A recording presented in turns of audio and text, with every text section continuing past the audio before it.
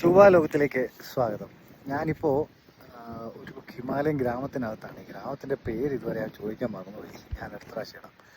ഇവിടെ ഒരു കിണറുണ്ട്. ഇവിടെ ഒരു 3 കിണറോളം ഉണ്ടായിരുന്നു. ബാക്കി 2 വറ്റിപ്പോയി. അവിടെ എങ്ങും പോയിട്ട് വെള്ളമോ കുഴിയോ പോലും കാണാൻ പറ്റിയില്ല. അപ്പോൾ ഇവിടെ ഒരു കുഴിയുണ്ടെന്ന് അതിനകത്ത് വെള്ളമുണ്ട്. കിണറ്റിൽ ഈ മലനിരകളിലെ കിണറുണ്ട്, കിണറ്റിൽ വെള്ളമുണ്ട്. ഞാനിപ്പോൾ അത് കാണിച്ചു തരാം.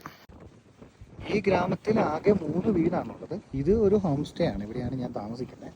ഈ 3 വീട് കൂടാതെ ഒരു അമ്പലമാണ് ഇവിടെ ഉള്ളത്.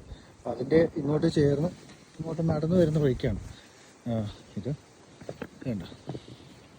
ഇതാണ് ഇവിടുത്തെ കിണർ കേട്ടോ. നമ്മൾ വിചാരിക്കുന്ന പോലത്തെ ഒരു സിസ്റ്റം അല്ല. ഇതൊരു കിണറൊന്നും അല്ല, ഒരു ചെറിയ കുളമാണ്. ഇവിടെ വെള്ളം പൈപ്പിൽ നിന്ന് വന്ന് നിറച്ചിടുന്ന ആ ഒരു സിസ്റ്റമൊന്നും അല്ല കേട്ടോ. നാട്ടുകാർ പറഞ്ഞതനുസരിച്ച് ഇവിടെ നിന്നാണ് ഈ നാട്ടിലെ കുടിവെള്ളം, അതായത് ഈ നാട്ടിൽ ഇത് വറ്റിയിട്ടില്ല. ഇപ്പം ഇവരിവിടെ ഈ വീട്ടുകാരിവിടെ താമസിക്കാൻ തുടങ്ങിയിട്ട് ഏകദേശം 40 വർഷത്തോളമായിട്ടുണ്ട്. അപ്പോൾ ഈ 40 വർഷത്തിനുള്ളിൽ ഇത് ഇതുവരെ വറ്റിയിട്ടില്ല. ബാക്കിയെല്ലാം വറ്റിപ്പോയെന്നാണ് പറയുന്നത്. മഞ്ഞ് വീഴുമ്പോൾ ഇതൊന്നും കാണില്ല. അതായത് ഒരു നവംബർ മാസം തൊട്ടത്തേക്ക് ഫ്രോസൺ ആയിരിക്കും. എന്നാലും ഇതിൽ നിന്ന് തട്ടിപ്പൊട്ടിച്ചൊക്കെ ഒരു വെള്ളം എടുക്കാറുണ്ട്. ഇത് ഇവിടുത്തെ കാഴ്ചയാണ് അതിമനോഹരം. അപ്പോൾ അടുത്ത വീഡിയോ വരുന്ന നമ്പർ എല്ലാവർക്കും ബൈ ബൈ.